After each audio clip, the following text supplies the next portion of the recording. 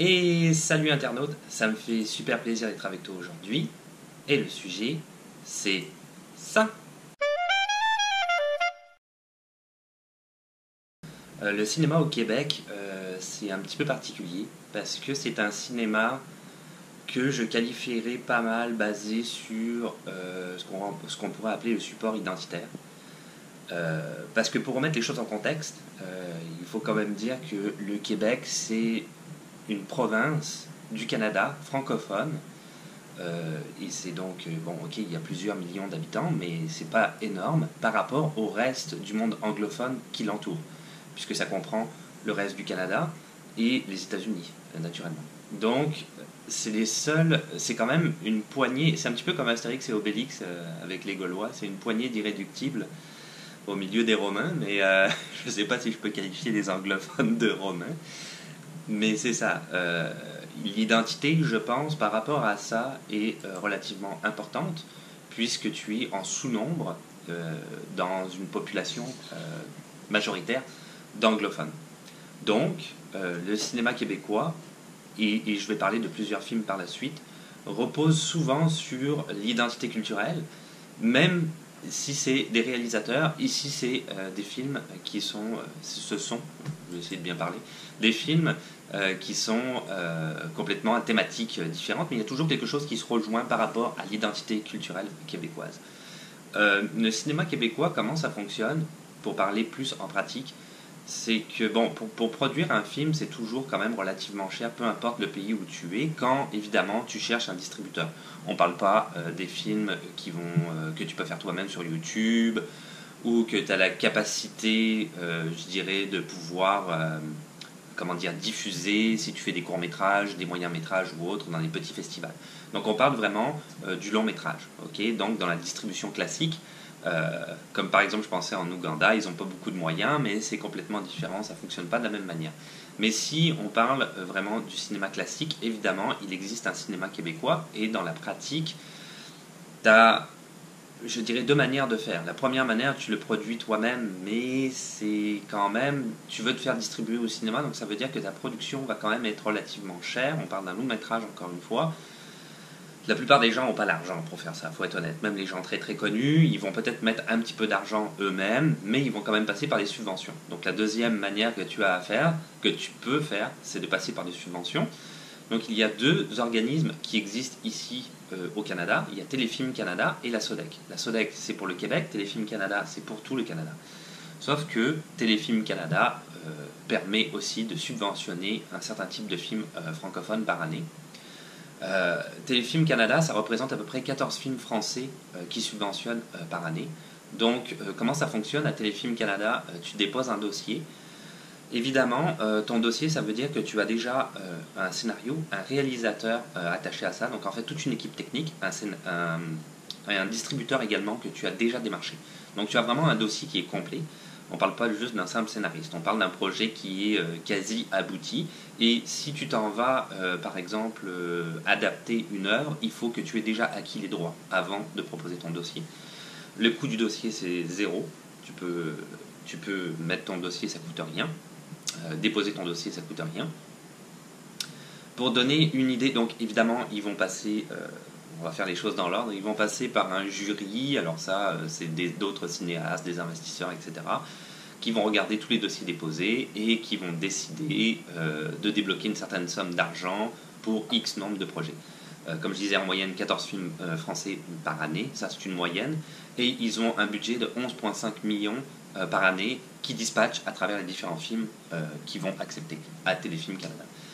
Et ensuite, ils ont ce qu'ils appellent à Téléfilm Canada une enveloppe de la performance. Ça veut dire que la deuxième fois que tu viens et que tu proposes une production, tu ne passeras pas par tous ces désagréments-là et tu vas tout de suite être produit. Donc on voit tout de suite que donc il n'y aura pas de jury vraiment, ça va être... quelque part, tu as fait tes preuves. Ils vont juste produire des gens qui sont quand même confirmés. Donc la première fois, c'est certain que quand tu arrives et que tu es un réalisateur pas connu, il faut que tu sois lié à un producteur, un distributeur confirmé. Donc il faut quand même que tu aies du relationnel dans le cinéma, on s'entend, faut que tu connaisses des gens. Ceci étant dit, c'est clair que ça rejoint ce que j'allais dire juste là. Quand tu es personne et que tu connais personne, ça va être très compliqué. Donc ça me renvoie à la vidéo sur les études en cinéma où je t'expliquais qu'il fallait que tu aies du relationnel. Et là encore une fois, c'est la preuve par neuf. Ça prend du relationnel si tu veux produire un film au Québec. Ou ensuite, tu peux passer aussi par la SODEC. Alors ça, c'est la Société de développement des entreprises culturelles. Ça, c'est une... donc Téléfilm Canada, comme je l'ai expliqué, c'est 14 films en français. Ça veut dire qu'ils produisent aussi des films dans la partie anglophone. La SODEC ne produit que des films francophones, ou en tout cas, c'est le 3/4 des films qu'elle produit sont francophones. C'est une très très grosse partie. Le coût, c'est 1000 $. L'autre n'avait pas de coût pour déposer le dossier. Là, ça prend... là, évidemment, ça coûte un petit peu d'argent. Il y a aussi, tu peux déposer ton dossier jusqu'à 3 reprises. Après 3 refus, ils ne regarderont plus ton dossier, ça va être terminé. Et ils produisent de 16 à 19 films par année. Donc, c'est quand même assez important aussi. Le budget qu'ils allouent pour tous ces films-là, donc le financement, c'est 24 millions. Donc c'est un petit peu plus quand même que Téléfilm Canada. Donc c'est la manière de fonctionner ici. Pour terminer, une petite parenthèse vraiment rapide, comment sont rémunérés les acteurs. Eux, ils passent par un syndicat qu'on appelle ici l'Union des artistes, donc au Québec, et qui va définir le salaire minimum d'ailleurs des acteurs, quand les acteurs vont décider de jouer dans un film qui a très peu de moyens, comme c'est arrivé pour Xavier Dolan par exemple, au début de sa carrière. Donc on va tout de suite décider qu'on va être au salaire minimum. C'est l'Union des artistes qui, selon la production, va essayer de négocier le salaire des acteurs. Donc, pour le principe de fonctionnement, au Québec, c'est comme ça que ça marche. Et là, maintenant, je vais essayer de parler plus des films et de donner des exemples de films ou de réalisateurs, tout dépendant, qui, je pense, marquent pas mal l'histoire du cinéma québécois, qu'il soit actuel ou passé. Et voilà, on va voir ça tout de suite. Et c'est sûr que c'est dans plein de directions différentes. C'est pour montrer quand même que le cinéma québécois, il va dans plein de directions différentes. C'est pas tout le temps les mêmes films qu'on voit. Au niveau des films en tant que tels, donc je ne veux pas parler nécessairement des réalisateurs, je veux parler de certains réalisateurs, mais là je vais plus me concentrer sur les films. Il y a des films qui sont ici au Québec considérés comme des grands classiques. Donc je commencerai par La Guerre des Tucs. Ça, c'est un film qui date de 1984. Donc c'est vraiment considéré comme un classique. Il fait partie d'une liste de films que une maison de production qui a été créée par Roch Demers. Et c'était 24 films dans une thématique qui s'appelait Conte pour tous. Donc c'était plus ou moins des films qui étaient adaptés, je pense, pour toute la famille. Ça va? Oui, ça va. Des films qui étaient adaptés pas mal pour toute la famille, pour les enfants particulièrement. La Guerre des Tucs, c'est très intéressant à regarder justement quand on ne connaît pas nécessairement le Québec ou les habitudes au Québec, les habitudes de vie. Ça n'a strictement rien à voir avec La Guerre des boutons. Ce que moi je pensais au départ, qui est un film de 1962, quand j'avais vu La Guerre des Tucs, je m'étais dit « Ah, ok, c'est l'adaptation québécoise de La Guerre des boutons. » Mais c'est pas ça du tout, en fait. Ça n'a strictement rien à voir. La Guerre des boutons, c'est beaucoup plus... oui, ça peut avoir un aspect comique, mais c'est quand même plus dramatique dans le contexte, surtout de l'époque, où les enfants, voilà, ils allaient en pension et ils en bavaient quand même pas mal. C'est plus que... Maintenant, ça a beaucoup changé. La Guerre des Tucs, non, c'est vraiment pas ça. C'est complètement différent. Grosso modo, dans l'histoire, c'est des groupes d'amis, d'enfants qui, pendant les vacances en hiver, décident de se diviser en 2 groupes et ils construisent un fort. Et je pense que le fort est en neige, c'est ça? En neige? Ils construisent avec des blocs de glace? Je ne sais plus exactement. Je m'en souviens plus. Oui, c'est ça, avec des blocs de glace. Et qui construisent un fort, et il y a une équipe qui essaye de prendre le fort, finalement, et une autre équipe qui défend le fort. C'est un petit peu ça le contexte du film. Et ils se battent avec des boules de neige, etc. Et évidemment, dans tout ce contexte-là, on voit un petit peu la vie québécoise, parce qu'il y a les parents, et on va regarder un petit peu l'interaction des enfants avec les parents, et l'interaction des enfants entre eux. Et c'est pas mal ça le contexte du film, qui est devenu un grand classique du cinéma québécois. Donc ça, c'est le premier film que je retiendrai, parce qu'effectivement ici c'est un incontournable, je pense. très honnêtement. Un autre film, ou série de films, dont je parlerai, ça s'appelle Les Boys. Alors, le premier film, Les Boys, de Louis Saya, est sorti en 1997. Alors, il y a énormément d'acteurs très très connus ici et de comiques qui sont peut-être par la suite devenus acteurs. Certains ne le sont pas devenus, mais certains sont devenus acteurs par la suite. Mais il y avait beaucoup de gens qui faisaient des one-man shows à l'époque et qui ont joué dans ce film-là. Donc je pense vraiment à Rémi Girard, qui lui est un acteur, Patrick Huard, qui à l'époque effectivement était peut-être plus un comique, Paul Oud ou Pierre Lebeau. Tout ça, c'est des gens qui sont quand même, et j'ai juste cité eux, mais il y en a plein d'autres dans ce film-là. C'est des gens qui sont très très très connus ici au Québec. Rémi Girard, c'est un des acteurs les plus connus. Je pense à lui parce qu'on le voit quasiment dans toutes les productions québécoises, il a un rôle quasiment. Et on le voit même dans les productions françaises. Je me souviens dans Mesrine, il avait un rôle, ou même dans les productions américaines. Donc ce gars-là, c'est un incontournable, quasiment, on est obligé de l'avoir. Les Boys, ça raconte l'histoire en fait d'une ligue de garage de hockey. Donc ici, le hockey, évidemment, au Québec, c'est pas mal le sport national. Et ligue de garage veut dire que c'est pas des pros du hockey, c'est des gars qui jouent ensemble, mais quand même sérieux, dans des compétitions. Et dans ce film-là, ils sont même sponsorisés par la brasserie locale qui est tenue par Rémi Girard, qui est le tenancier de la brasserie. Donc le personnage, pas l'acteur. Et c'est toute leur histoire, et c'est quand même assez drôle. Et encore une fois, il y a toutes les thématiques de l'identité québécoise qui sont remises en contexte. C'est une comédie, donc c'est quand même très très drôle. Ça a eu un énorme succès. Quand c'est sorti en 1997, ça a battu Titanic. C'est quand même pas mal pour un film québécois. Voir que quand même Titanic, tout le monde allait voir ça au cinéma à l'époque. Et évidemment, s'en est suivi 3000 suites. Il y a eu Les Boys 2, Les Boys 3, Les Boys 4. Il y a eu en 2013 même Il était une fois les Boys, qui est une préquelle. Donc ça se déroule en 1960 et on voit les personnages dans leur jeunesse. Et il y a eu aussi Les Boys, la série télé, avec les mêmes acteurs d'ailleurs. Et c'était 5 saisons, et il y a eu 73 épisodes. Donc c'est quelque chose de gigantesque. Si tu veux t'aventurer là-dedans, dans l'aventure des Boys, tu vas avoir beaucoup de contenu à regarder. C'est intéressant parce que ça reprend toujours du coup les mêmes personnages et un peu où est-ce qu'ils en sont au fur et à mesure. Et tu vois plein de choses qui se déroulent ici au Québec et très intéressant, je trouve, comme film ou comme groupe de films à regarder.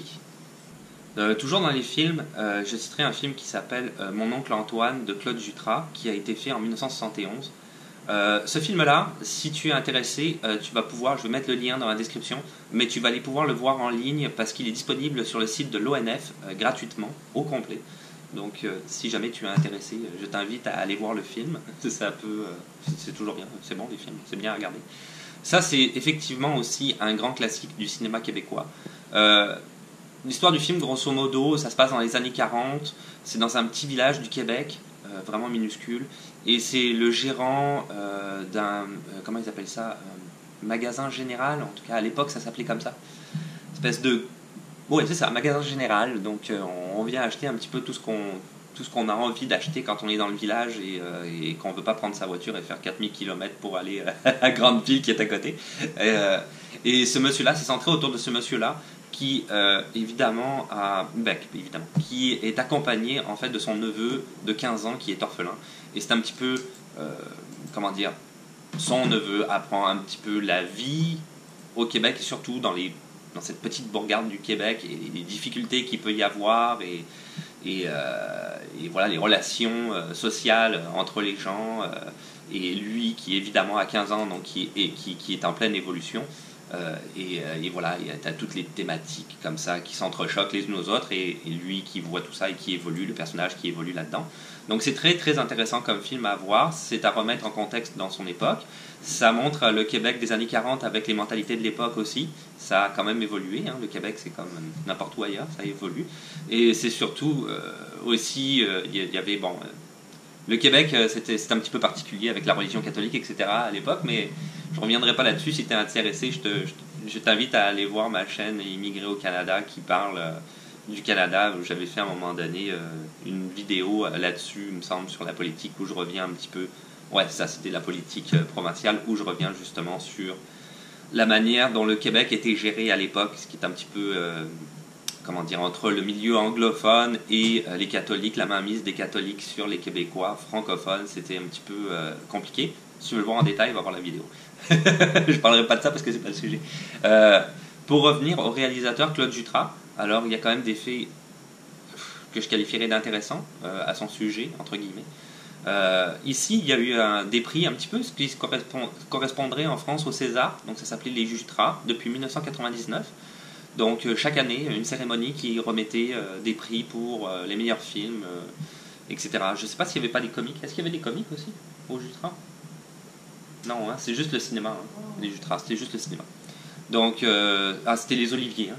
C'est possible? Ouais, c'est ça, les Oliviers. C'est encore un autre gala, ça n'a rien à voir. Donc les Jutras, ça remettait un petit peu le même principe que les Césars, mais québécois. Hein, on va faire ça plus rapide quand même. Je vais arrêter de parler pour rien dire. Et malheureusement, en 2016, donc ce monsieur-là était quand même très respecté dans le milieu. Mon oncle Antoine est un film qui est un grand classique du cinéma québécois, mais il en a fait d'autres aussi. Donc c'est certain qu'on avait décidé de donner son nom à ces prix-là. Mais en 2016, il y a un monsieur dont je ne me souviens plus le nom, je suis désolé, Yves Levé, ou je pense, quelque chose comme ça. Il a sorti une biographie avec preuve à l'appui, témoignage à l'appui, comme quoi donc Claude Jutras aurait été, comment dire, c'est beaucoup dans le contexte à l'heure actuelle, hein, je te dirais, mais il aurait été l'auteur de pas mal d'agressions sexuelles envers des mineurs de moins de 15 ans. C'est certain qu'ici, ça a fait un effet boule ça a été le choc total, quoi. Ça faisait la une des médias. Ça a été un grand bouleversement comment dire, au niveau des artistes, au niveau du milieu culturel québécois, c'est certain. Ils ne pouvaient plus vraiment garder le nom des Jutras avec cette cérémonie. Donc ça a changé et puis finalement maintenant ça s'appelle le Gala Québec Cinéma, je pense, depuis 2016. C'est toujours la même cérémonie, c'est toujours le même principe, mais on a changé de nom parce qu'on ne voulait pas allier l'image du cinéma et de la culture québécoise audiovisuelle à ce monsieur-là, même si ça a été quand même un grand artiste et un grand créateur. Et que mon oncle Antoine reste quand même un incontournable que tu peux aller voir sur Internet. Autre film, j'arrêterai là-dessus, sur ce sujet-là. Autre film aussi qui a strictement rien à voir avec les précédents, Bon Cop, Bad Cop de 2006. Ça, c'est un film de Patrick Huard, j'en ai parlé dans Les Boys. Patrick Huard, c'était un ancien comique qui faisait des stand-up, hein, pas mal. Mais il était aussi un petit peu acteur, etc. Et lui, il a essayé de proposer ce film-là. Il a eu du mal, parce que, comme je l'ai expliqué tout à l'heure, si tu proposes à la Sodec ou à Téléfilm Canada, mais que tu n'as rien fait dans le milieu de la cinématographie, pour eux, t'es personne. Même si tu es un comique connu, si tu es un comédien qui a déjà fait des choses, etc., si tu arrives tout seul, tu n'as pas de vendre en arrière, en fait. Donc, tout mon setup est tombé. Donc, j'ai remis ça en place. Donc c'est ça, il a quand même réussi à se faire produire et à trouver du financement à travers la Sodec et Téléfilm Canada. Et Bon Cop, Bad Cop, c'est un film qui a fait vraiment les meilleurs... c'est le film canadien, quand même, au total, dans tout le Canada, c'est quand même assez énorme, qui a été le plus lucratif, donc qui a rapporté le plus d'argent. Je pense que c'était 11 points, je sais plus combien de millions, c'est quand même assez énorme pour un film qui est juste un film québécois, ou canadien, je dirais. C'est un film qui... Moi, je trouve que c'est un très très bon film, très honnêtement. C'est un film qui a été tourné dans les deux langues, c'est très très rare au Canada que ça existe. Je me suis renseigné, c'est vraiment pas arrivé souvent. Donc c'est un film qui va être à la fois en anglais et en français, et qui va être sous-titré. Donc si tu regardes en français, version française, tous les passages en anglais vont quand même être en anglais, ils vont pas être doublés, ils vont être sous-titrés. Et tu vas avoir même à l'intérieur du franco-anglais, un peu les deux langues mélangées à certains moments donnés. Et si tu le regardes en version anglaise, c'est l'inverse. Les parties françaises vont être à ce moment-là sous-titrées en anglais, mais le film est absolument pas touché. C'est-à-dire que c'est le même film. Donc c'est très intéressant à ce niveau-là. C'est un film qui mêle à la fois comédie et action. Donc, et franchement, très bonne action pour un film québécois quand même. Il y a certains films américains qui sont bien pires que ça. Et j'ai trouvé ça très très bon. C'est l'histoire de deux policiers, c'est assez classique, c'est l'histoire de deux policiers, un policier québécois et un policier d'Ontario qui est joué par Com Feor, qui est un très très grand acteur aussi canadien, que j'aime beaucoup. On l'avait vu notamment dans les chroniques de Riddick qui étaient sorties en 2004. Je l'aime beaucoup cet acteur-là. Et donc lui, il joue évidemment le policier ontarien, donc anglophone, et Patrick Huard, le policier québécois, donc francophone. Et ils se retrouvent avec un cas ils doivent tous les deux faire équipe sur un cas, un crime qui a été commis. Beaucoup d'humour, beaucoup de rebondissements. Je pense aussi qu'il y a Louis-José Hood qui jouait Jeff le coroner là-dedans, qui est très très drôle. Louis-José Hood, c'est un comique ici très très connu. Donc, beaucoup d'humour, beaucoup de rebondissements. Je te conseille vivement de le regarder. C'est un petit peu ce que je dirais le Taxi, j'en parlais dernièrement, le Taxi québécois. C'est-à-dire qu'on n'avait pas eu de film comme ça au Québec. On avait eu des comédies, on avait eu quelques, comme je pense à La Grande Séduction notamment, ou Les Boys, j'en ai parlé, qui sont des comédies un petit peu incontournables. La Grande Séduction a fait preuve d'un remake en France par Ken Scott, qui lui travaille en France à l'heure actuelle. Mais c'est ça, on n'avait pas vu un film comme ça. Comme Taxi, je me souviens, c'était arrivé, c'était de la comédie, c'était de l'action, il y avait beaucoup de choses. Et là, c'est un petit peu la même chose. Il y a beaucoup d'action, et l'action est quand même très très bien réalisée, et c'est très bien fait. Donc je te conseille Bon Cop, Bad Cop 2006, regarde ça, tu vas passer un bon moment, c'est exceptionnel comme film. Et il a fait une suite, Patrick Huard, en 2017, Bon Cop, Bad Cop 2, qui pour un film canadien, encore une fois, se tient à la hauteur de pas mal de films américains, mais qui était peut-être moins bon que le premier, parce que l'originalité s'est peut-être perdue, l'originalité qu'il y avait dans le premier film. Donc, mais quand même, si tu as été un fan, que tu as suivi mon conseil, que tu as regardé Bon Cop, Bad Cop, va voir Bon Cop, Bad Cop 2, parce qu'au moins tu as la suite de leurs aventures. Il y a quand même quelques passages très très comiques dans ce film-là, que je te conseille. Bon Cop, Bad Cop. Et voilà, c'est tout pour aujourd'hui. Donc c'était en ce qui concernait le cinéma québécois. Comme d'habitude, si tu veux t'abonner, parce que c'est plus facile de savoir quand est-ce qu'une nouvelle vidéo va sortir, des questions, des suggestions ou même des commentaires, dans les commentaires bien sûr, c'est toujours bienvenu, de mettre un petit pouce bleu, parce que ça fait toujours plaisir. Et puis on se retrouve à la prochaine. À la prochaine.